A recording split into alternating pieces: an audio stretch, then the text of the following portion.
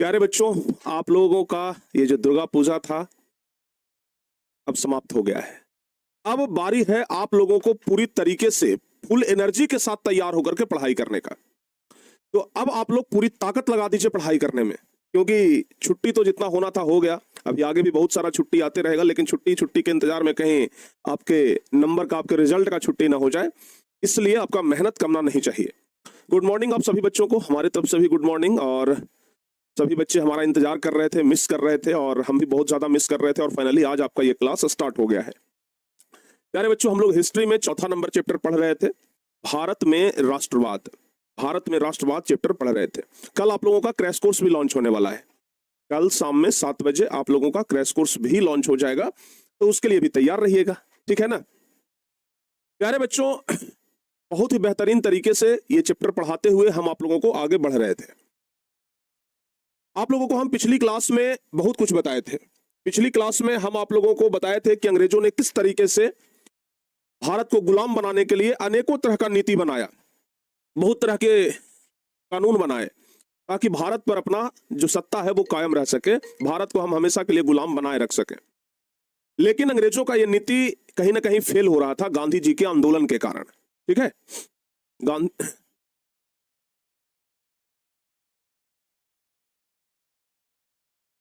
गांधी जी के आंदोलन के कारण अंग्रेजों को लग रहा था कि भाई बड़ा मुश्किल में पड़ रहे हैं, क्योंकि गांधी जी जब आंदोलन करते थे ना, तो इतना बड़ा बड़ा आंदोलन होता था कि अंग्रेजों का नींव हिल जाता था।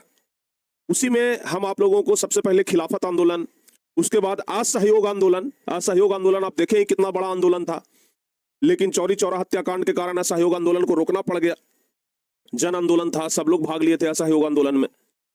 उसके बाद प्यारे बच्चों, गांधी जी को लगा कि अब ऐसे नहीं होगा, सविनय अवज्ञा आंदोलन किए। सविनय अवज्ञा आंदोलन में बहुत तरह का चीज हुआ, जैसे सविनय अवज्ञा आंदोलन का बहुत सारा रीजन भी था, कारण भी था। जैसे साइमन कमीशन आप लोगों को बताए थे कि साइमन कमीशन जो था वो 7 अंग्रेज सांसदों का एक कमीशन था, और एक भी भारतीय उसमें शामिल न होने के कारण, एक भी भारतीय सदस्य न होने के कारण यह आंदोलन हुआ और उसका विरोध किया गया।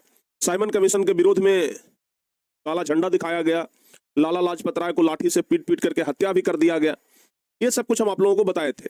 उसके बाद फिर नेहरू रिपोर्ट के बारे में बताए कि अंग्रेजों का जो वायसराय था, सर बर्कनहेड, उसने कहा कि अगर भारतीय लोगों में हिम्मत है तो भाई अपने से कानून बना ले, अपने से संविधान बना ले, लेकिन सर्वसम्मति होना चाहिए। लेकिन दुर्भाग्यवश सर्वसम्मति हुआ नहीं और वो पास नहीं हो सका। ये सब कुछ हम आप लोगों को बता रहे थे। आप लोग को यह भी बताए थे कि अंग्रेजों ने किस तरीके से भारतीय लोगों को गुमराह किया है, अंग्रेज लोग किस तरीके से भारतीय लोगों को गुमराह किया। ये सब कुछ हम आप लोगों को बताए थे, और अच्छे तरीके से बताते हुए हम आगे बढ़ रहे थे, ठीक है ना। सब कुछ हम आप लोगों को बता दिए थे। असहयोग आंदोलन बता दिए थे, प्रथम विश्व युद्ध के बारे में बताए थे, रॉलेट एक्ट के बारे में बताए थे, जलियांवाला बाग हत्याकांड कैसे अंग्रेजों ने करवाया ये भी बताए थे, ठीक है ना। असहयोग आंदोलन ये हम आपको बता दिए थे, चौरी चौरा हत्याकांड आपको बता दिए थे। फिर उसके बाद सविनय अवज्ञा आंदोलन का शुरुआत हुआ, साइमन कमीशन हुआ, नेहरू रिपोर्ट हुआ, ये सब कुछ हम आप लोगों को तो बता ही दिए थे, ठीक है ना। उसके बाद आर्थिक संकट आ गया था प्यारे बच्चों, आपको तो बताए थे हम कि 1929 में क्या हो गया था, आर्थिक संकट आ गया था, और इस आर्थिक संकट ने पूरे विश्व को प्रभावित किया। हर एक देश जो है वो इस आर्थिक संकट से क्या हुआ, प्रभावित हुआ। ये सब कुछ हम आप लोगों को बता दिए थे। अब क्या हुआ ना कि एक तरफ तो गांधी जी आंदोलन कर ही रहे थे, अब सुनिएगा जरा ध्यान से। एक तरफ तो गांधी जी आंदोलन, मतलब गांधी जी का आंदोलन तो जोर शोर से था ही। दूसरी तरफ क्या था कि जो गर्म दल वाले नेता थे, जो सनकी दिमाग वाले नेता थे, वे लोग अंग्रेजों को दूसरी तरीके से शांत कर रहे थे। वे लोग अंग्रेजों के साथ नरम होकर के पेश नहीं आते थे गांधी जी की तरह। वे लोग सीधे कहते थे आर चाहे पार, एकदम हमसे अगर भिड़ोगे बेटा आर पार कर देंगे, ठीक है ना। उसी दरमियान भारत के बहुत सारे वीर क्रांतिकारी हुए, बहुत सारे ऐसे वीर क्रांतिकारी हुए जो अंग्रेजों से कहे कि भाई तुमसे अब डर करके नहीं रहेंगे। नाम सुने होंगे आप लोग राम प्रसाद बिस्मिल का, राम प्रसाद बिस्मिल का नाम आप लोग सुने होंगे। राजेंद्र लाहिड़ी हो गए, रोशन सिंह हो गए, अशफाक उल्ला खां हो गए, चंद्रशेखर आजाद हो गए, भगत सिंह हो गए, खुदीराम बोस हो गए, सुभाष चंद्र बोस हो गए। ये सब ऐसे व्यक्ति थे जो नरम दल में नहीं आते थे। हमारा देश जब आजादी का लड़ाई लड़ रहा था तो 2 प्रकार के नेता थे, एक गरम दल और एक नरम दल। महात्मा गांधी ये सब थे ना, वो मारपीट में विश्वास नहीं रखते थे। महात्मा गांधी कहते थे कि मारपीट से क्या होगा, शांति से सब कुछ हो जाएगा, शांति से सब अंग्रेज लोग मान जाएगा। लेकिन जो गरम दल वाले थे वो कहते थे कि राणम रेड़म पवित्रम, राण के देवता रेड़े से पवित्र होता है। उसको सीधा से समझाओगे ना तो वो नहीं समझेगा, इसलिए उसको भरदम लतियाओ, मारो पीटो, तभी जाकर के वो शांत होगा, ठीक है। इसलिए प्यारे बच्चों हुआ क्या कि 9 अगस्त 1925 ईस्वी का एक घटना है, जरा समझिएगा ध्यान से, ठीक है ना। 9 अगस्त 1925 ईस्वी का एक घटना है। कब का घटना है? 9 अगस्त 1925। 9 अगस्त 1925 ईस्वी का घटना है, ठीक है ना। 9 अगस्त 1925 ईस्वी में क्या हुआ कि एक स्टेशन था जिसका नाम था काकोरी स्टेशन। काकोरी स्टेशन, एक स्टेशन था जिसका नाम था काकोरी स्टेशन, ठीक है ना। अब इस काकोरी स्टेशन पर अंग्रेजों का एक ट्रेन आ रहा था जिसमें खजाना भरा हुआ था, जिसको कह सकते हैं सरकारी खजाना, क्योंकि उस समय सरकार अंग्रेज था तो कह सकते हैं सरकारी खजाना भरा हुआ था। अब 4 व्यक्ति, समझिएगा 4 व्यक्ति थे, चारों व्यक्ति का नाम अभी हम आपको बताए। जैसे एक में तो थे बाबू राम प्रसाद बिस्मिल, समझिएगा, ठीक है ना। पहला नंबर पर कौन आते हैं? राम प्रसाद बिस्मिल। राम प्रसाद बिस्मिल, चारों का फोटो ये दिखा देते हैं, आइए ना। यही चारों व्यक्ति हैं, ठीक है ना, यही चारों व्यक्ति हैं, समझ में आ गया। जिसमें ये कौन है भाई? ये कौन है? ये है राम प्रसाद बिस्मिल। राम प्रसाद बिस्मिल, ये है राम प्रसाद बिस्मिल, ठीक है। ये हो गए राजेंद्र लाहिड़ी। राजेंद्र लाहिड़ी, ये कौन हो गए? ये हो गए राजेंद्र लाहिड़ी, ठीक है ना। उसके बाद ये हो गए रोशन सिंह, इनका नाम था रोशन सिंह। और ये कौन थे? इनका नाम था अशफाक उल्ला खां, ठीक है, अशफाक उल्ला खां। ये चारों को ना पता लग गया कि काकोरी स्टेशन पर सरकारी खजाना भरा हुआ एक ट्रेन आ रहा है, ठीक है, सरकारी खजाना भरा हुआ है, एकदम ट्रेन आ रहा है। अब ये क्या किए कि चारों एक पिस्तौल लिए, ये वाला पिस्तौलवा, ठीक है ना। ये चारों क्या किए? पिस्तौल लिए। अब ये जो पिस्तौल था प्यारे बच्चों, जर्मनी का बना हुआ पिस्तौल है, बड़ा हाईटेक पिस्तौल था उस समय का, ठीक है ना। इसको राइफल की तरह भी इस्तेमाल कर सकते थे, पिस्तौल की तरह भी इस्तेमाल कर सकते थे। चारों एक पिस्तौल लिए और पिस्तौल लेकर के स्टेशन पर पहुंच गए। और जैसे उधर से ट्रेन आया, ड्राइवर को भिड़ा दिए। अब भिड़ा करके, और इनके पीछे पीछे ढेर सारा आदमी था जो कि खजाना लूटने के लिए था, कि बस मतलब इन चारों का काम था कि हम ड्राइवर को भिड़ा करके रुकवाएंगे ट्रेन, अब बाकी तुम लोग डिब्बा खाली कर देना, पूरा ट्रेन लूट लेना है, ठीक है ना। अंग्रेजों के खजाना का इस्तेमाल करके अंग्रेजों के खिलाफ ही लड़ेंगे, ठीक है। और इस तरीके से क्या हुआ, जैसे ही काकोरी स्टेशन पे ट्रेन आया, ये चारों क्या किए? चढ़ गए इंजन में चढ़ करके एकदम भिड़ा दिए, पीछे पूरा सब क्या कर दिया? ट्रेन को खाली कर दिया। इस घटना को नाम दिया गया काकोरी कांड। ये घटना को नाम क्या दिया गया बाबू? काकोरी स्टेशन पर क्या हुआ? सरकारी खजाना लूट लिया गया, ठीक है ना। सरकारी खजाना लूट लिया गया, ठीक है ना। सरकारी खजाना लूट लिया गया और इस घटना को ही नाम दिया गया काकोरी कांड। काकोरी, क्या नाम दिया गया? काकोरी कांड, ठीक है। इस घटना को नाम दिया गया काकोरी कांड, याद रहेगा। इस घटना को नाम क्या दिया गया? काकोरी कांड। अब इस घटना में चारों जो शामिल थे, यही चारों मेन आदमी थे, ठीक है ना। इस काकोरी घटना में यही चारों मेन आदमी थे जो कि ट्रेन को लूटे थे। अब ये चारों को फांसी दे दिया गया था, ठीक है ना। बाद में जाकर के अदालत में मामला चला और ये चारों को दोषी पाया गया और क्या हुआ? फांसी दे दिया गया, ठीक है ना।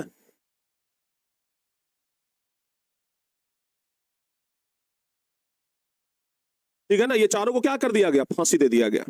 प्यारे बच्चों, इसी घटना को क्या नाम दिया गया? काकोरी कांड नाम दिया गया।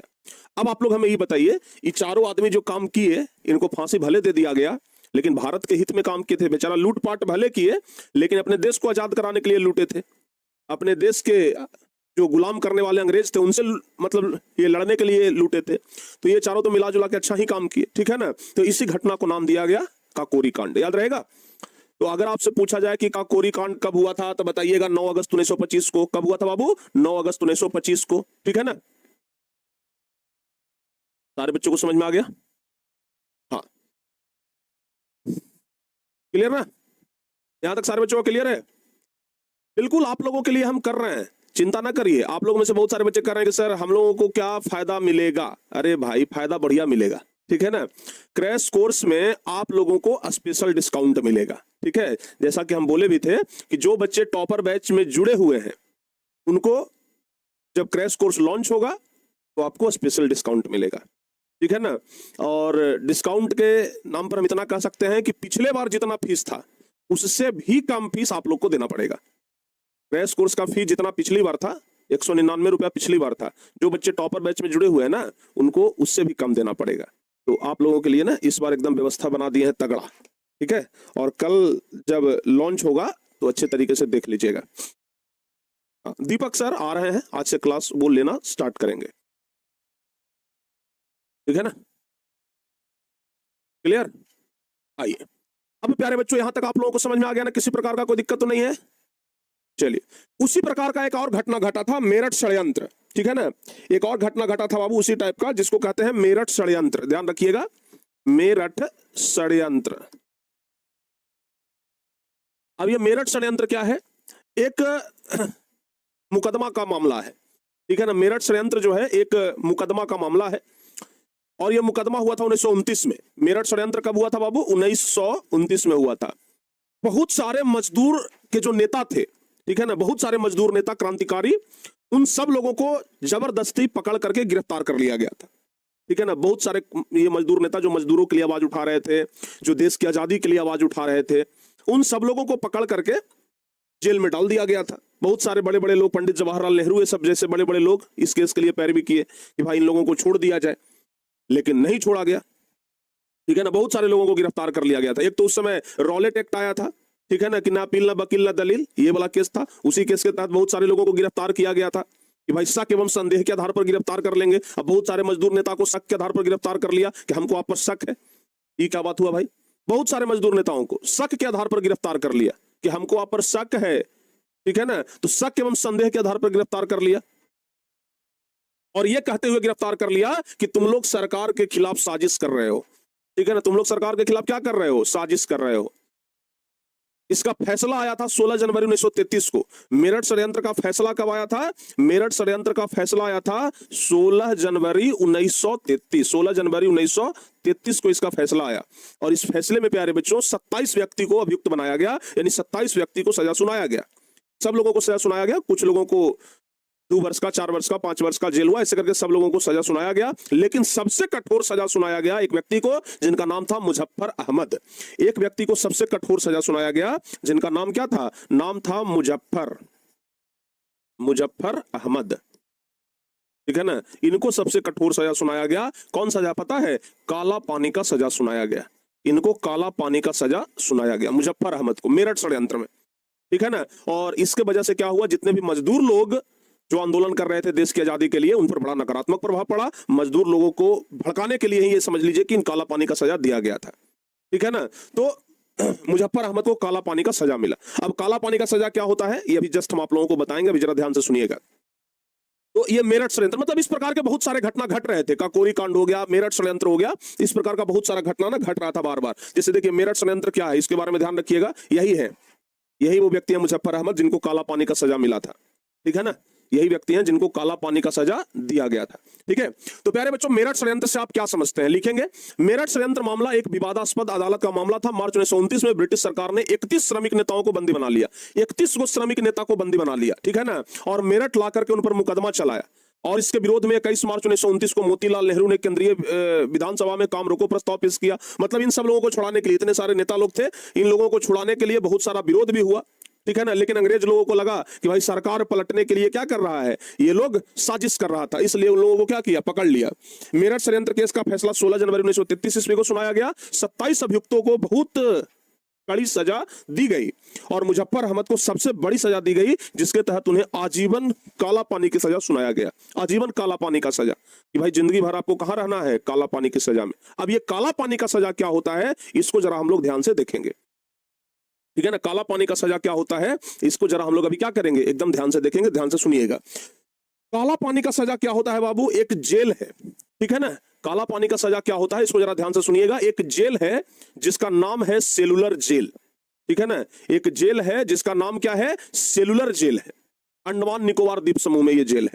मतलब चारों तरफ से समुद्र से घिरा हुआ है, ठीक है ना। चारों तरफ से समुद्र से घिरा हुआ ये जेल है, और बीच में ये बनाया गया है जेल इस तरीके से। इसमें 7 गो पंख ऐसे निकला हुआ है, ठीक है ना। देख रहे हैं ना, 1 गो 2 गो 3 गो 4 गो, इस तरीके से इसमें 7 गो पंख निकला हुआ है, देख रहे हैं। और इसमें छोटा छोटा सा कोठरी है, छोटा छोटा सा कोठरी है, और ऐसा कोठरी जिसमें एको वो खिड़की नहीं है, और एक व्यक्ति को उसी कोठरी के अंदर में रखा जाता था। आपको सब कुछ उसी में करना है, सब कुछ उसी में करना है, खाना भी उसी में है, लेटरिन भी उसी में करना है, पेशाब भी उसी में करना है, सोना भी उसी में है, सब कुछ एक के रूम में करना है।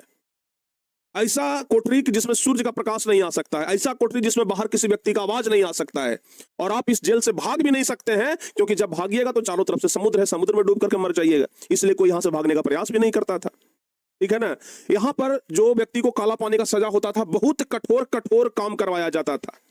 ठीक है ना, बहुत कठोर काम। यूट्यूब पर एक वीडियो है, ठीक है ना, यूट्यूब पर एक वीडियो है, अगर हो सके तो आप लोग देखिएगा, जब सर्च करिएगा काला पानी की सजा बाय प्रोफेसर ऑफ हाउ, भाई बहुत गजब तरीके से एनिमेशन के जरिए दिखाया गया है, आप लोग ने देखिएगा काला पानी का सजा। कोल्हू के बैल की तरह काम करवाया जाता था। ठीक है ना, दिन भर काम करवाना है, दिन भर काम करवाया जाता था। सरसों दे दिया गया कि भाई इतना सरसों को दिन भर में पेर करके शाम तक इतना तेल निकालना है, अगर शाम तक उतना तेल नहीं निकाले तो मारता भी खूब था और कहता था कि अब रात में काम करो, अब फिर सुबह उठ करके फिर वही काम करना है। इस तरीके से बहुत कठोर काम कराया जाता था। ठीक है ना, उसी को कहा गया काला पानी की सजा। क्या कहा गया? काला पानी की सजा। ठीक है, तो बाबू काला पानी का सजा बड़ा खतरनाक सजा होता था। काला पानी का जो सजा है वो बड़ा खतरनाक सजा होता था। समझ में आ रहा है कि नहीं आ रहा है? ठीक है ना, बहुत सारे व्यक्ति को, भारत के बहुत सारे व्यक्तियों को काला पानी का सजा हुआ है। भारत के बहुत सारे व्यक्तियों को काला पानी का सजा हुआ है। हाँ, काला पानी बस एक जेल है, जिस जेल का नाम है सेल्यूलर जेल। क्या नाम है? Cellular jail. ऐसा नहीं है कि मतलब हम बोल रहे हैं काला पानी का सजा तो काला पानी पिलाया जाता था, नहीं, एक जेल था जिसका नाम था सेल्यूलर जेल। अंग्रेजों के द्वारा बनाया गया यह जेल था, और अंग्रेजों के द्वारा सिर्फ इसलिए बनाया गया था ताकि भारतीय लोगों को ला करके यहाँ पर रखेंगे, जिसको पकड़ेंगे ना, जिसको बहुत ऊंचा दंड मिलता था ना, उसको काला पानी का सजा मिलता था, तो उसको ला करके यहाँ पर रखा जाता था सिर्फ भारतीय लोगों को। और ऐसा जेल था जहां से कोई भाग भी नहीं सकता है।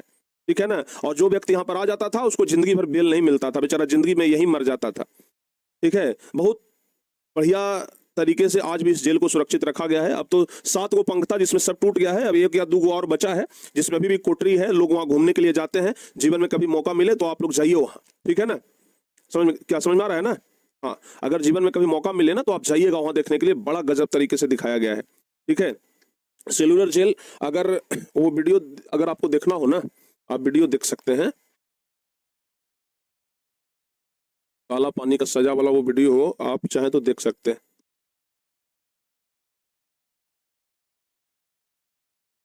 काला पानी की जेल प्रोफेसर, हाँ ये वाला देखिए, कैदी नंबर 2। ये वाला वीडियो अगर आपको कभी मौका मिले ना तो आप लोग खुद से भी देख लीजिएगा। ये देखिए काला पानी का सजा कैसे होता था। जो पुलिस लोग था ना, वो ला करके इस तरीके से बैल चलते, देखिए मतलब बैल की जगह आदमी को लगाया जाता था, बैल की जगह ना आदमी को लगाया जाता था कि एकदम भाई निकालो तेल इसमें से, और बेचारा आदमी दिन भर मतलब जो कपड़ा पहन ले है उसी में बेचारा गंदा उंदा सब कर दिया, लेटरिन कर देता था, लेकिन फिर भी उससे काम करवाया जाता था। इस तरीके से बांध करके पीछे से मारा जाता था, समझ रहे हैं ना, इस तरीके से बांध करके मारा जाता था, और इस तरीके से उसको काला पानी का सजा होता था। तो ये बड़ा खतरनाक सजा था। ठीक है, इतना खतरनाक सजा था ना, देखिए आपको हम दिखाते हैं। इस तरीके से भारतीय लोगों को ना कैदी बना करके रखा जाता था। अंग्रेज लोग आता था, अब जो काम नहीं करता था उसको भर दम मारता था। देख रहे हैं, इस तरीके से सिक्कड़ में बांध करके उसको रखा जाता था। अंडमान निकोबार द्वीप, और देखिए एकदम इसी तरीके का जेल था, आप लोग को दिखाई दे रहा है ना, इस तरीके का, देखिए दिखाते हैं, इस तरीके का 7 गो इसका पंख था, 1 2 3 4 5 6 7 7 गो पंख था, और बीच में एक यहाँ पर एक अंग्रेज अधिकारी रहता था, और यहीं से पूरा निगरानी कर लेता था चारों तरफ। मतलब ऐसा बनाया गया था ना कि एक आदमी भी यहाँ पर खड़ा रह करके आप पूरे जेल का निगरानी कर सकता है। ठीक है, एक आदमी यहाँ पे बीच में खड़ा रह करके ना पूरे जेल का निगरानी कर सकता है, ऐसा इसका कुछ स्ट्रक्चर बनाया गया था। भारतीय लोगों से बहुत मतलब ऐसा काम करवाया जाता था, और जो नहीं करता था उसको भरदम मारा जाता था। समझ गए ना? तो ये वाला वीडियो ना अगर कभी मौका मिले तो आप लोग देखिएगा, इसके बारे में, काला पानी के बारे में ना बहुत कुछ छिपा हुआ है। तो आप लोग ना यूट्यूब पे सर्च कर लीजिएगा अभी क्लास के बाद, काला पानी की सजा, सबसे ऊपर में ये वीडियो आएगा, आप लोग देखिएगा। ठीक है, बहुत विस्तार से इस वीडियो में बताया गया है। अब हम तो उतना बता नहीं सकते हैं क्योंकि आपके सिलेबस में काला पानी पढ़ना नहीं है। अब काला पानी का सजा तो बस हम ऐसे ही आपको आउट ऑफ सिलेबस पढ़ा रहे हैं, आपके सिलेबस में काला पानी का सजा है नहीं पढ़ना।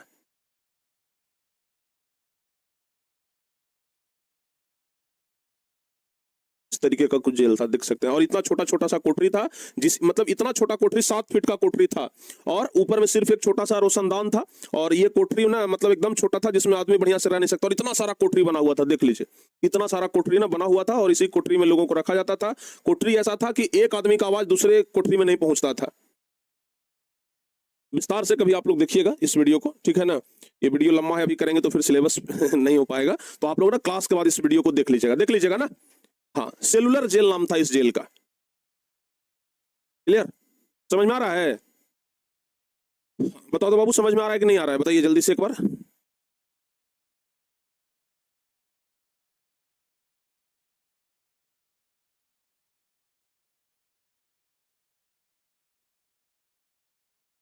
क्लियर है?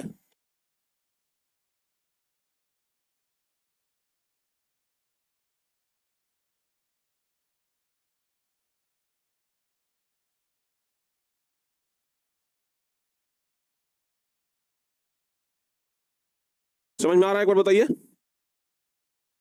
इस जेल का नाम काला पानी क्यों पड़ा? इस जेल का नाम काला पानी इसलिए पड़ा ना, क्योंकि बहुत मतलब अब अंग्रेजों के द्वारा ये मतलब रखा गया था काला पानी की सजा। सेलुलर जेल का नाम था, लेकिन ऐसा लगता था कि चारों तरफ से पानी से घिरा हुआ है, और एक बार यहाँ पर आ गया तो उसका समझ लीजिए कि फिर काला दिन शुरू हो जाता था, शायद इसलिए काला पानी नाम रखा गया हो। ठीक है, ध्यान रखिएगा, ठीक है ना। तो ये प्यारे बच्चों हो गया काला पानी की सजा, जिसके बारे में आप लोग ध्यान रखिएगा। यहाँ पर ना लोगों को फांसी भी दे दिया जाता था। जो लोग मान लिया जाए कि अच्छे ढंग से काम नहीं करता था, उन लोगों को ना यहाँ पर फांसी भी दे दिया जाता था। फांसी घर बना करके रखा गया, आज भी ये फांसी घर है, लोगों को फांसी तक दे दिया जाता था। हाँ, मतलब जो काम नहीं किया उसको मारा पीटा, उसके बाद भी नहीं किया तो उसको फांसी दे दिया गया कि भाई जब तू हमारे कोई काम के लिए है ये नहीं है तो तुमको इससे अच्छा है तुम मर ही जाओ। भारतीय लोगों को मार दिया जाता था, ठीक है ना।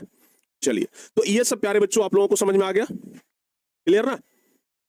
तो बहुत तरह का घटना घट रहा था, लोगों को काला पानी का सजा मिल रहा था ताकि लोग डरे। काला पानी का सजा बस इसलिए ना ताकि लोग डरे ये कोई आंदोलन करने से, कि अगर भाई गलती से पकड़ा गए तो हम चल जाएंगे सेलुलर जेल में, फिर जिंदगी भर छुटकारा नहीं है। कोई मिलता भी नहीं था वहां, ठीक है ना, कोई मिलने तक नहीं जाता था। मिलने का भी बड़ा कठोर नियम था, दिन भर में एक टारगेट दिया जाता था कि इतना काम करो, और साल भर तक लगातार अगर ये टारगेट पूरा कर लोगे तब साल में एक बार तुम्हारे परिवार से तुमको मिलवा देंगे। अगर पूरे साल में एक दिन भी टारगेट पूरा नहीं हुआ तो फिर उस दिन के बाद साल भर गिना जाएगा। इस तरीके से करके भारतीय लोगों को सताया जाता था। भारतीय लोग बहुत कठिनाई से करके देश को आजाद करवाए हैं, ऐसी देश हमारा आजाद नहीं हो गया है, ठीक है ना। अब इसके बाद बात करते हैं प्यारे बच्चों, ध्यान रखिएगा, पूर्ण स्वराज। सेलुलर जेल के बारे में तो सब कुछ पता चल गया। अब एक टॉपिक है, ध्यान रखिएगा, पूर्ण स्वराज। पूर्ण स्वराज, देखिए बाबू, आप लोगों को पता है कि पूर्ण स्वराज 1929 में 1929 ईस्वी में लाहौर में जो अधिवेशन हुआ था, ठीक है ना, लाहौर में जो अधिवेशन हुआ था उसमें मांग किया गया था पूर्ण स्वराज का, ठीक है ना। ध्यान रखिएगा, जो पूर्ण स्वराज का मांग, पूर्ण स्वराज का मांग, पूर्ण स्वराज का मांग लाहौर अधिवेशन में उठाया गया। लाहौर अधिवेशन में पूर्ण स्वराज का मांग कहां उठाया गया? लाहौर अधिवेशन में उठाया गया, ठीक है। पूर्ण स्वराज का मांग कहां उठाया गया? लाहौर अधिवेशन में उठाया गया। 1929 ईस्वी में जो लाहौर में अधिवेशन हुआ था, जिसके अध्यक्ष पंडित जवाहरलाल नेहरू थे, ठीक है। जो लाहौर में अधिवेशन हुआ था ना, ये लाहौर अधिवेशन, ध्यान रखिएगा, इस लाहौर अधिवेशन के अध्यक्ष कौन थे? इस लाहौर अधिवेशन के अध्यक्ष कौन थे? तो पंडित नेहरू थे। कौन थे? पंडित जवाहरलाल नेहरू थे। और 1929 से पहले भारतीय लोग सिर्फ इतना कह रहे थे कि भाई भारत को डोमिनियन स्टेट का दर्जा दे दो, भारत को डोमिनियन स्टेट का दर्जा दे दो, भारत का लक्ष्य केवल डोमिनियन स्टेट है। 1929 से पहले लोग ऐसा कह रहे थे। डोमिनियन स्टेट कहने का मतलब अधूरा स्वशासन, अधूरा स्वशासन कहने का मतलब कि भाई शासन तुम ही करो लेकिन सत्ता में भागीदारी हमें भी बना लो, ठीक है ना। यानी कि हमारा भी कुछ यहां पर शासन कायम होना चाहिए, ऐसा नहीं कि सब कुछ तुम्हारा ही लागू हो जाए। तो डोमिनियन स्टेट इसी को कहते हैं। तो 1929 से पहले ना भारत के लोग कहते थे अंग्रेजों से कि देखो भाई, देखिए हम लोगों को सिर्फ डोमिनियन स्टेट का दर्जा दे दीजिए, यानी कि हम लोग का भी कुछ अधिकार दे दीजिए।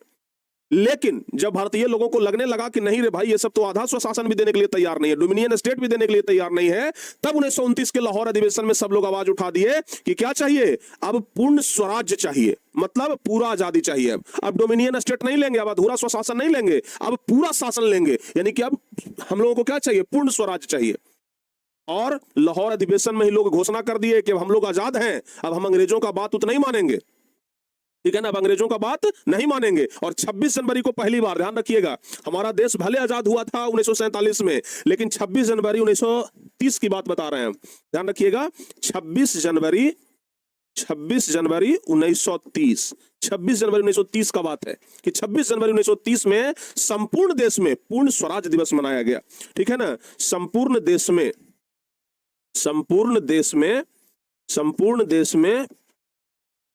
स्वराज्य दिवस मनाया गया। पूर्ण स्वराज दिवस मनाया गया। ठीक है ना। पहली बार झंडा फहरा दिया गया था बाबू, पहली बार भारत में झंडा फहराया गया। भारतीय लोग झंडा फहरा करके ये संकल्प लिए कि अब अंग्रेजों को यहां से खत्म कर देंगे। ठीक है ना। और 1930 में पहली बार झंडा फहरा दिया गया था भारत में। पंडित जवाहरलाल नेहरू ये सब जाकर के झंडा फहरा भी दिए थे, लेकिन उसके बाद भी देश आजाद नहीं हुआ, दुर्भाग्य था। फाइनली फिर जाकर के 1947 में हमारा देश आजाद हुआ। लेकिन याद रखिएगा, पूर्ण स्वराज की मांग कब उठा था? 1929 में। और पहली बार भारत में झंडा कब फहराया गया? पहली बार भारत में झंडा फहराया गया पूर्ण स्वराज दिवस मनाते हुए 26 जनवरी 1930 को। 26 जनवरी 1930 को ही भारतीय लोग घोषित कर दिए कि हम लोग अब आजाद हैं, अब हम अंग्रेजों का बात तो नहीं मानेंगे। वास्तव में भारतीय लोग आजाद हुए नहीं थे, अपना मन से हल्ला कर दिए थे, अपना मन से झंडा फहरा दिए कि हम अब आजाद हैं, अंग्रेजों का बात नहीं मानेंगे। लेकिन उसके बाद अंग्रेजों ने फिर से शिकंजा कसना शुरू किया, फिर से भारत गुलाम बन गया और फिर 1947 में आजाद हुआ था। तो यही है प्यारे बच्चों पूर्ण स्वराज। तो पूर्ण स्वराज का अर्थ है भारत की पूर्ण स्वतंत्रता। ठीक है ना। पूर्ण स्वराज का अर्थ क्या है? भारत की पूर्ण स्वतंत्रता। लाहौर अधिवेशन में यह प्रस्ताव उठा। लाहौर अधिवेशन जब हुआ 1929 में, तो उसी अधिवेशन में यह कहा गया कि अब हम डोमिनियन स्टेट हमें नहीं चाहिए, अब हम पूर्ण स्वराज लेकर के मानेंगे, अब भारत को आजाद करवा करके ही मानेंगे। और इसलिए पूर्ण स्वराज की मांग की गई और 26 जनवरी 1930 को आकर के भारत में झंडा फहराया गया, तिरंगा, और झंडा फहरा करके संकल्प लिया गया कि अब अंग्रेजों की दास्ता को समाप्त कर देंगे, अब अंग्रेजों का यहां पर वर्चस्व नहीं रहने देंगे। इसी को कहा गया पूर्ण स्वराज। तो आपसे परीक्षा में ऑब्जेक्टिव क्वेश्चन में यहां से एक सवाल बड़ा महत्वपूर्ण आता है कि पूर्ण स्वराज की मांग का प्रस्ताव कांग्रेस के किस अधिवेशन में पारित किया गया? ठीक है ना। यहां से एक बड़ा सवाल आता है बाबू, ध्यान रखिएगा। एक यहां से बड़ा महत्वपूर्ण सवाल आता है कि पूर्ण स्वराज का प्रस्ताव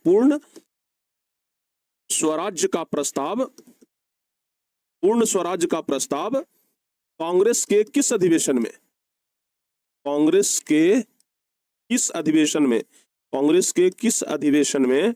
पूर्ण स्वराज का प्रस्ताव कांग्रेस के किस अधिवेशन में पारित किया गया?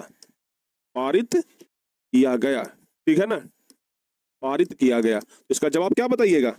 जवाब क्या होगा बाबू? इसका जवाब होगा पूर्ण स्वराज का प्रस्ताव कांग्रेस के किस अधिवेशन में? तो जवाब होगा लाहौर अधिवेशन में। क्या होगा? लाहौर अधिवेशन में। और ये कब हुआ था? 1929 में ये लाहौर अधिवेशन हुआ था। ठीक है ना। सर, समुद्र के बीच में जेल किसने बनवाया? अंडमान निकोबार द्वीप समूह पे अंग्रेजों ने ये जेल बनवाया था। सर, अभी भी यह सजा दिया जाता है? नहीं भाई, अब कौन सजा देगा? आपका अंग्रेज का शासन है कि काला पानी का सजा देगा? अब अंग्रेज का शासन नहीं है कि काला पानी का सजा देगा। सर, यहाँ पर सिर्फ भारतीय लोगों को रखा जाता था। बिल्कुल, काला पानी का सजा में सिर्फ भारतीय लोगों को ही रखा जाता था। ठीक है ना।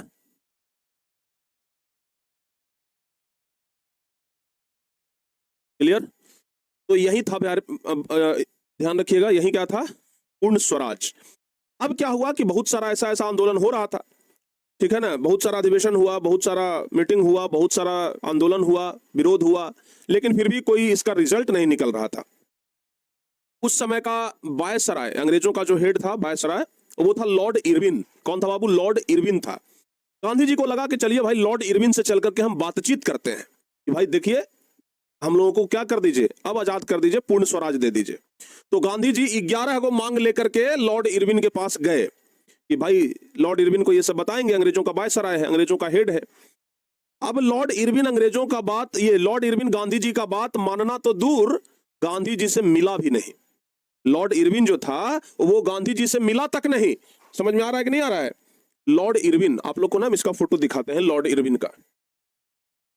ठीक है।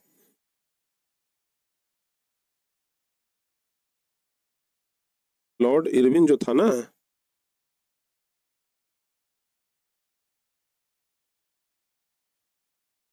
यही था बाबू लॉर्ड इरविन। उस समय अंग्रेजों का वायसराय था। ठीक है ना। उस समय अंग्रेजों का क्या था, वायसराय था, अंग्रेजों का हेड हुआ करता था।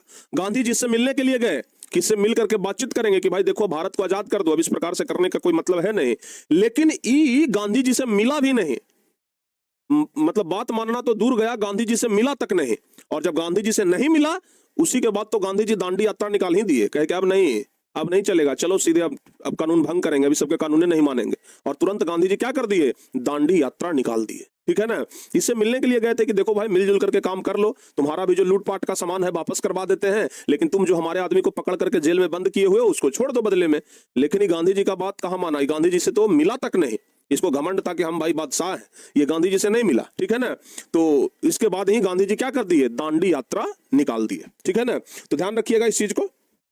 यहां पर एक टॉपिक आता है गांधी का समझौतावादी रुख। ठीक है ना, गांधी का समझौतावादी रुख एक टॉपिक है। गांधी जी और अंग्रेजों के वायसराय लॉर्ड इरविन के बीच में 11 सूत्रीय मांग को लेकर के एक समझौता रखा गया था, जिसमें यह कहा गया कि सरकार द्वारा इसे पूरा किए जाने की स्थिति में आंदोलन को रोक दिया जाएगा। यानी कि गांधी जी गए थे मांग को लेकर के कि भाई इस मांग को मांग लो तो हम क्या करेंगे, आंदोलन को रोक देंगे। लेकिन इरविन ने मांग को मानना तो दूर, गांधी जी से मिलने से भी इनकार कर दिया। तब महात्मा गांधी ने एक अलग आंदोलन दांडी मार्च आरंभ करने का क्या किया, निश्चय लिया, और गांधी जी तुरंत दांडी मार्च निकाल दिए नमक कानून को भंग करने के लिए। ठीक है ना, उसी समय गांधी जी कह दिए थे कि भाई देखो, मतलब गांधी जी इरविन से जो मिलने के लिए गए थे ना, गांधी जी इरविन से जो मिलने के लिए गए थे, वो गए थे कि भाई नमक बनाने की आजादी दे दो, एक मांग तो ये था। दूसरा था कि लूट के धन को वापस ले लो, हमें कोई दिक्कत नहीं है। भारतीय जो भी व्यक्ति को तुम जेल में बंद करके रखे हो उसको रिहा कर दो, और दमनकारी नीति बंद कर दो, मतलब भारतीय लोगों पर अत्याचार करना बंद कर दो। यानी मतलब यही सब मांग को लेकर के गए थे इरविन से मिलने के लिए। लेकिन गांधी जी से इरविन क्या किया, मिला भी थे, मतलब मिला भी नहीं, बात मानो तो दूर छोड़िए, मिला तक नहीं। और उसके बाद ही गांधी जी क्या किए, दांडी यात्रा निकाल दिए। ठीक है ना, उसके बाद ही गांधी जी क्या किए, दांडी यात्रा निकाल दिए। क्लियर हुआ?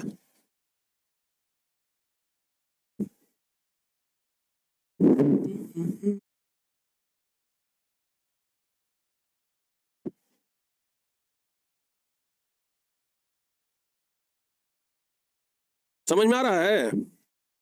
अब की बार जो बच्चा टॉप करेगा उसे क्या दीजिएगा, 1.5 लाख देंगे। जो टॉप कर जाएगा ना उसे 1.5 लाख हमारे तरफ से। समझ में आ रहा है ना?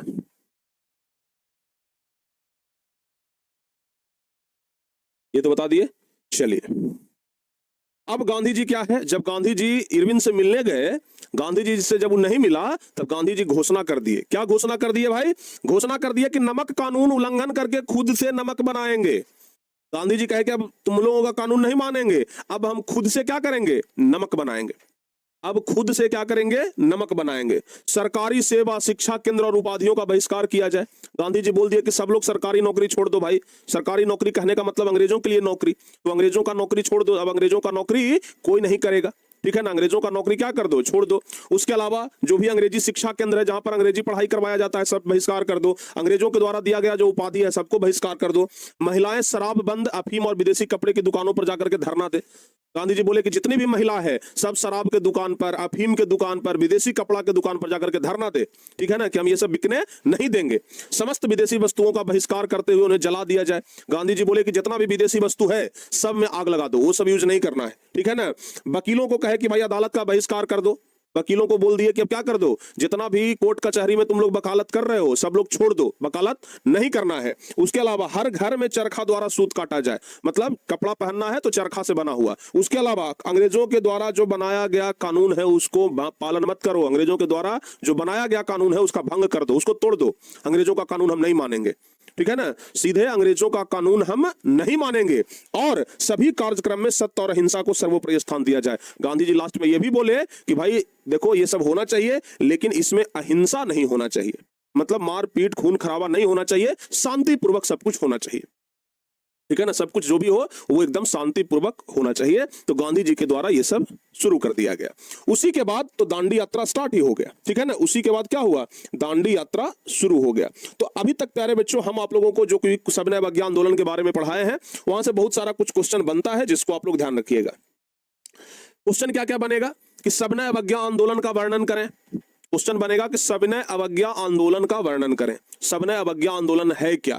तो याद रखिएगा 1920 और 1930 के बीच में भारतीय राष्ट्रवादी गतिविधियां बढ़ गई थी। असहयोग आंदोलन की विफलता, 1919 के रॉलेट एक्ट और साइमन कमीशन से असंतोष होकर के नेहरू रिपोर्ट को सभी दलों का सहयोग न मिलना और हिंदू मुस्लिम असहमति, पूर्ण स्वराज्य की मांग आदि के कारण भारतीय राजनीति में उबाल आ गया था।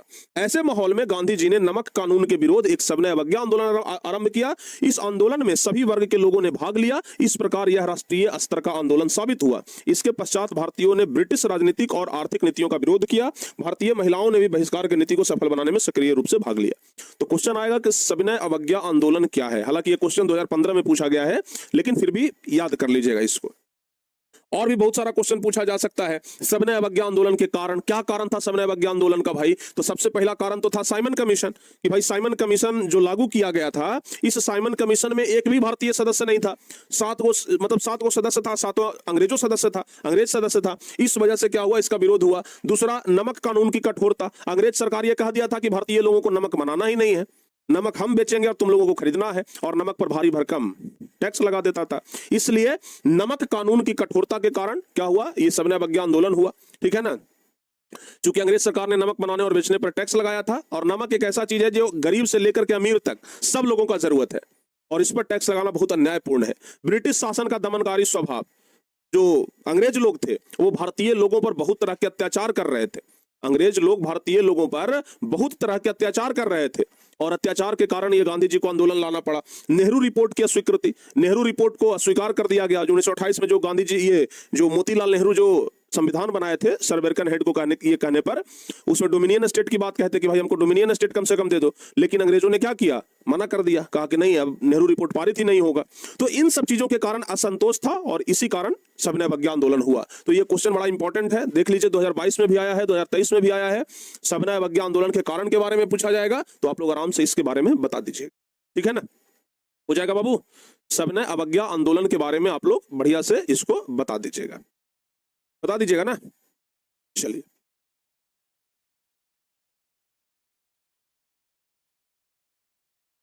एक लड़का लिख रहा है कि मेरे परदादा को काला पानी की सजा मिली थी। अच्छा, आपके परदादा को काला पानी का सजा मिल गया? अरे वाह, ठीक है बाबू। यहां तक सारे बच्चों का क्लियर हुआ?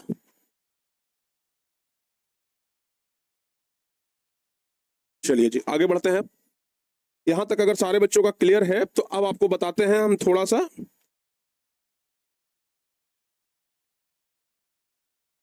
अब हम आपको बताते हैं दांडी यात्रा के बारे में। गांधी जी क्या किए ना, जब गांधी जी मिलने के लिए गए अंग्रेजों के वायसराय इरविन से, और जब वो नहीं मिला तो गांधी जी अपने 78 गो शिष्य को चुन लिए। 78 गो अपने शिष्य के साथ कहे कि चलो समुद्र के किनारे अपने से नमक बनाएंगे, अंग्रेजों के द्वारा बनाया हुआ नमक अब इस्तेमाल नहीं करेंगे, और अंग्रेजों के द्वारा बनाया गया एक एक कानून को भंग करेंगे। अब अंग्रेजों के द्वारा बनाया गया कानून मानेंगे ही नहीं, और इसलिए गांधी जी क्या किए, 12 मार्च को निकले थे और 6 अप्रैल को जाकर के नमक बना करके नमक कानून को भंग किए। तो दांडी यात्रा कहने का मतलब हुआ नमक कानून भंग करना, याद रखिएगा।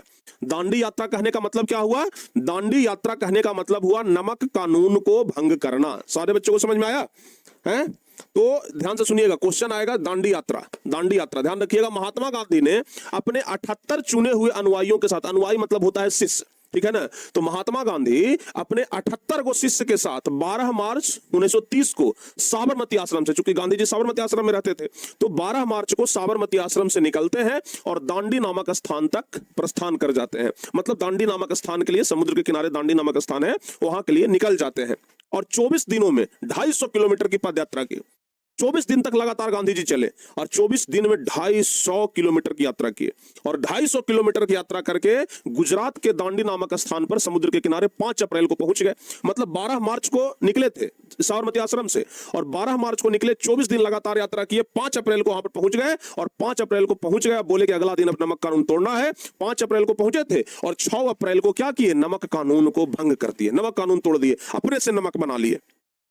समुद्र के पानी से नमक बनता है, समुद्र के पानी से इसको पास बनाकर उड़ा दिया जाता है, नमक बन जाता है। तो 5 अप्रैल को पहुंचे दांडी नामक स्थान पर गांधी जी, और 6 अप्रैल को क्या कर दिए, नमक बना लिए। हजारों नर नारी और बच्चे बूढ़े कानूनों को तोड़ने के लिए सड़कों पर आ गए। संपूर्ण देश गंभीर रूप से इस आंदोलन में कूद गया। चूंकि नमक तो सब लोगों का जरूरत है, अब पैसा से अगर महंगा खरीदना पड़ रहा था सब लोगों को, और गांधी जी इसके लिए प्रयास किए कि सब लोगों को नमक खरीदना ना पड़े, तो इसमें सब लोगों ने मिलकर के गांधी जी का साथ दिया। बच्चा से लेकर के बूढ़ा तक, महिला, सब लोग गांधी जी के साथ हो गए और सब लोग सड़क पे आ गए नमक कानून भंग करने के लिए। ठीक है ना। ब्रिटिश सरकार भी चुपचाप नहीं बैठा। अब अंग्रेजों के द्वारा जो बनाया गया कानून है उसको तोड़िएगा, अंग्रेज चुपचाप रहेगा? अंग्रेज भी चुपचाप नहीं बैठा। अंग्रेज यानी ब्रिटिश सरकार ने आंदोलन को दबाने के लिए बहुत सख्त कदम उठाए और गांधी जी सहित अनेक कांग्रेसी नेताओं और उनके समर्थकों को जेल में डाल दिया। अब चूंकि कानून को गांधी जी तोड़े थे इसलिए गांधी जी को पकड़ लिया। गांधी जी के साथ 78 गो अनुयायी गया था, अधिकांश लोगों को पकड़ लिया और पकड़ के सबको क्या कर दिया? जेल में डाल दिया। ठीक है ना। आंदोलनकारियों और सरकारी सिपाहियों के बीच जगह जगह पर जबरदस्त संघर्ष हुआ और कानपुर जैसे नगरों में सांप्रदायिक दंगे भड़क गए। यानी कि गांधी जी को जब जेल में डाला गया नमक कानून के विरोध में, तो दंगा हो गया। ठीक है ना। इतना खतरनाक दंगा हो गया अंग्रेज और भारतीय लोगों के बीच में कि गांधी जी चिंता में पड़ गए। गांधी जी को लगा कि कहीं फिर से ये चौरी चौरा एक्ट जैसा घटना ना हो जाए। ठीक है ना। क्योंकि गांधी जी बड़ा एकदम हिंसात्मक, मतलब क्या कर सकते हैं, हिंसा से दूर रहते थे, मारपीट नहीं करना चाहते थे, और इसलिए गांधी जी एकदम चिंता में पड़ गए कि कहीं फिर से असहयोग आंदोलन वाला जैसा ना हो जाए घटना। जैसे असहयोग आंदोलन में हुआ ना कि चौरी चौरा हत्याकांड हो गया, पुलिसकर्मियों को जिंदा जला दिया गया, थाना में आग लगा दिया गया। गांधी जी को चिंता सताने लगा कि कहीं फिर से ऐसा ना हो जाए भाई। ठीक है ना। हालांकि गांधी जी को पकड़ लिया गया, गांधी जी को जेल में डाल दिया गया, लेकिन फिर भी गांधी जी हिम्मत नहीं हारे। आंदोलन ये चलते रहा। बिहार में ये आंदोलन हुआ, बिहार में भी, जबकि बिहार में समुद्र नहीं है, बिहार में तो समुद्र नहीं है, लेकिन बिहार में भी बहुत जगह पे ये आंदोलन हुआ। नमक बना करके नहीं हुआ, ऐसे ही आंदोलन हुआ। क्योंकि नमक, ये नमक तो वही ना बनाया जाएगा जहां समुद्र रहेगा। लेकिन बाबू नमक कानून भंग करना बहुत जरूरी था, क्योंकि नमक हर एक घर में इस्तेमाल होने वाला चीज है। अब अंग्रेजों को लग गया था कि भाई नमक ऐसा चीज है, कितना महंगा कर देंगे तो लोग खरीदबे करेगा, बिना नमक के तो कोई खाना खाएगा नहीं, और इसलिए नमक पर भारी भरकम टैक्स लगा दिया था। गांधी जी को इसी बात का चिंता था। अब गांधी जी नमक कानून भंग किए तो लोगों को राहत मिल गया। ठीक है ना। अलग अलग जगह पर इस आंदोलन को बहुत सारे लोग मिलकर के संभाल रहे थे। जैसे हम आपको बताते हैं, ध्यान रखिएगा, अगर तमिलनाडु में बात किया जाए तो तमिलनाडु में इस आंदोलन को संभाल रहे थे सी राजगोपालाचारी। मालाबार, मालाबार कहां पड़ता है? केरल में। वहां पर कौन संभाल रहे थे? तो वहां पर संभाल रहे थे के कल्पन या फिर पुथनूर। ये ध्यान रखिएगा, जो के कल्पन है वो कालीकट बंदरगाह से लेकर के पुथन्नूर तक की नमक यात्रा की, मतलब जहां जहां पर भी समुद्र था सब लोग वहां पर एक नेता बन करके और आराम से इस आंदोलन को सफल बनाए। ठीक है ना। पेशावर में खान अब्दुल गफ्फार खान, धरासन में सरोजनी नायडू ने नेतृत्व किया। बंगाल और बिहार में चौकीदारी टैक्स के विरोध में आंदोलन चलाया गया। क्योंकि बंगाल और बिहार में नमक नहीं था, ये बंगाल में तो था भी, बिहार में तो नमक नहीं था, ये बिहार में समुद्र नहीं था, तो बिहार में समुद्र नहीं था तो यहाँ पर चौकीदारी टैक्स लगाया गया था अंग्रेजों के द्वारा, तो चौकीदारी टैक्स के विरोध में यहाँ पर आंदोलन हुआ। तो अलग अलग जगहों पर अलग अलग तरीके से यह आंदोलन हुआ। यानी कि गांधी जी के इस सविनय अवज्ञा आंदोलन को सफल बनाने के लिए सब लोग एक साथ मिल करके सड़क पे आ गए थे। ठीक है ना। गांधी जी के इस आंदोलन को सफल बनाने के लिए सब लोग एक साथ मिल करके इस आंदोलन में हिस्सा ले रहे थे। ठीक है ना। परीक्षा में प्रश्न आएगा प्यारे बच्चों, परीक्षा में प्रश्न आएगा, दांडी यात्रा का वर्णन करें। देखिए 2020 में भी आया है, 2022 में भी आया है कि दांडी यात्रा क्या है। तो लिखेंगे, दांडी यात्रा का मुख्य उद्देश्य नमक के व्यवहार और उत्पादन पर से सरकारी नियंत्रण को हटाना था। यानी कि नमक पर से सरकारी नियंत्रण को हटाना था, अंग्रेजों के नियंत्रण को हटाना था। गांधी जी से अन्याय मानते थे एवं इसे समाप्त करना चाहते थे। गांधी जी नमक कानून भंग करने के लिए 12 मार्च 1930 को अपने 78 सहयोगियों के साथ दांडी यात्रा यानी कि नमक यात्रा पर निकले। वे 6 अप्रैल 1930 को दांडी पहुंचे। वहां पहुंच करके उन्होंने समुद्र के पानी से नमक बना करके नमक कानून को भंग किया। इसी के साथ नमक सत्याग्रह आरंभ हुआ और शीघ्र ही पूरे देश में फैल गया। तो परीक्षा में यह सवाल बड़ा इंपॉर्टेंट बनता है। 2020 में भी आया, 2022 में भी आया है, चांस है 2026 में आने का। 2026 में आने का इस क्वेश्चन का पूरा चांस है। तो बाबू एकदम याद कर लीजिएगा बढ़िया से। ठीक है ना। 2026 में यह क्वेश्चन आ सकता है, एकदम पूरा चांस बन रहा है। सारे बच्चों को समझ में आ रहा है? दांडी यात्रा समझ में आया? कॉन्सेप्ट क्लियर हुआ? तो एक बार जल्दी से लिखिए पहले कॉन्सेप्ट क्लियर। अगर दांडी यात्रा समझ में आया कि दांडी यात्रा क्या है, एकदम शॉर्टकट भाषा में याद रखिएगा। दांडी यात्रा कहने का मतलब नमक कानून को भंग करना। दांडी यात्रा कहने का मतलब गांधी जी के द्वारा किया गया वैसा यात्रा जिसमें वो अपने 78 अनुयायियों के साथ साबरमती आश्रम से निकले थे और दांडी नामक स्थान पर पहुंच गए और 6 अप्रैल को नमक बना करके नमक कानून को भंग किए। इसे ही कहा गया दांडी यात्रा या नमक सत्याग्रह, इसी को कहा जाता है। ठीक है ना। नमक सत्याग्रह भी इसी को कहा जाता है। ये जो दांडी यात्रा है ना बाबू, इसी को क्या कहा जाता है? नमक सत्याग्रह। नमक सत्याग्रह क्या कहते हैं? नमक सत्याग्रह कहते हैं। बताइए, क्लियर हुआ? क्लियर? चलिए बहुत बढ़िया। ठीक है ना। नमक सत्याग्रह आप लोग समझ गए।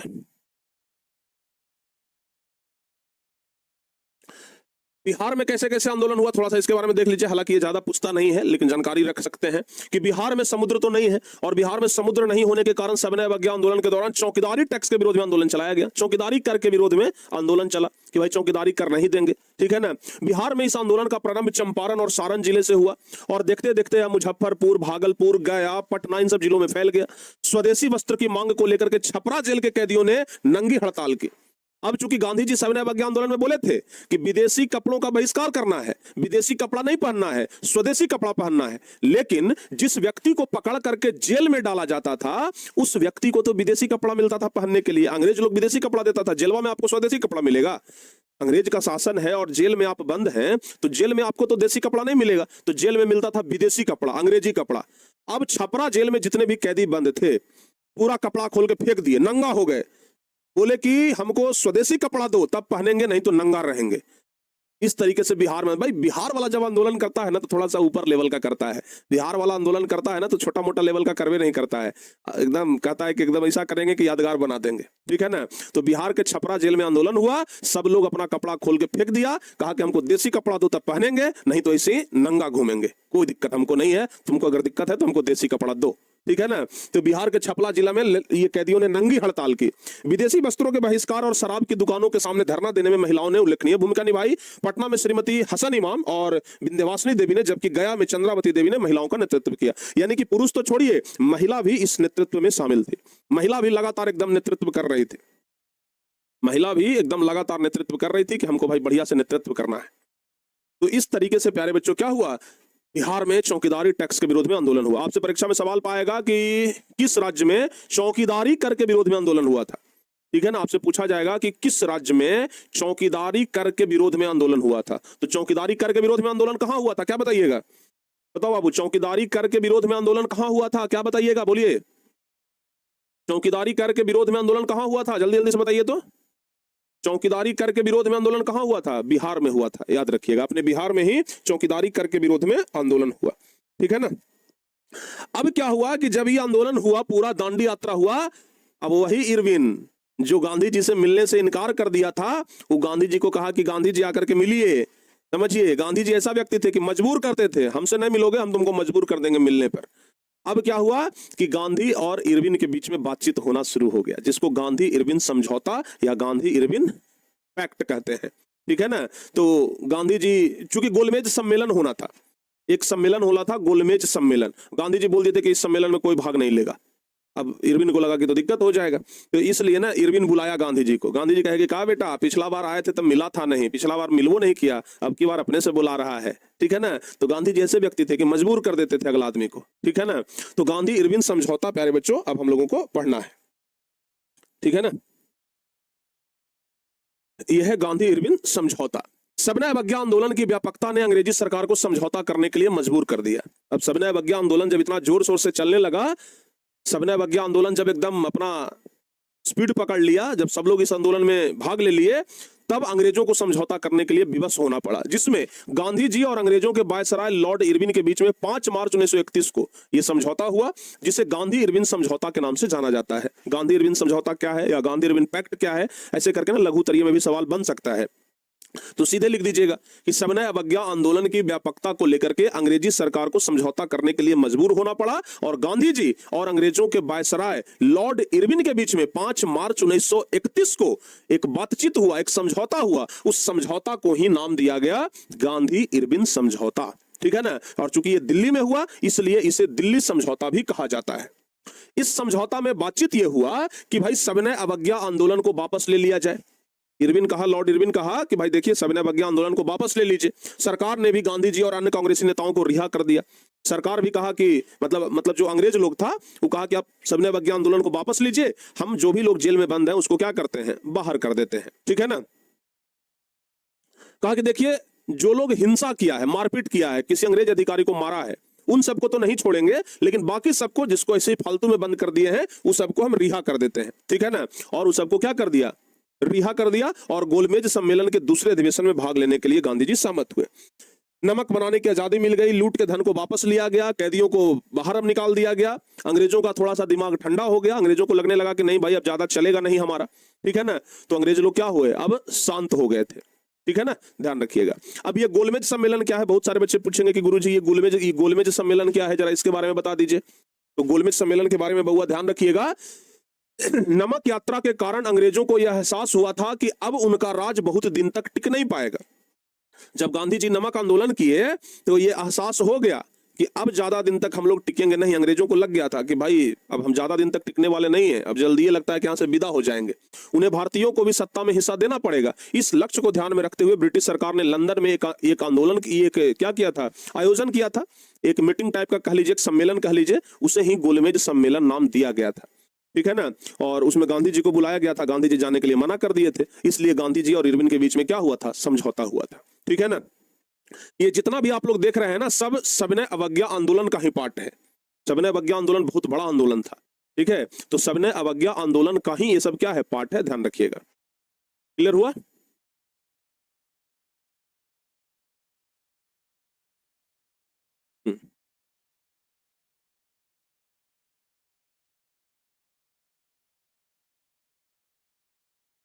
तो सविनय अवज्ञा आंदोलन का क्या क्या परिणाम निकला बाबू? सविनय अवज्ञा आंदोलन का परिणाम निकला कि राष्ट्रीय आंदोलन के सामाजिक विस्तार पर बल दिया गया। इस आंदोलन ने समाज के सभी वर्गों का राजनीतिकरण किया, मतलब समाज के सभी वर्ग एक साथ हो गए। इस आंदोलन ने महिलाओं को भी राष्ट्रवादी आंदोलन में जोड़ लिया, मतलब महिलाएं भी अब आंदोलन में कूद गई थी।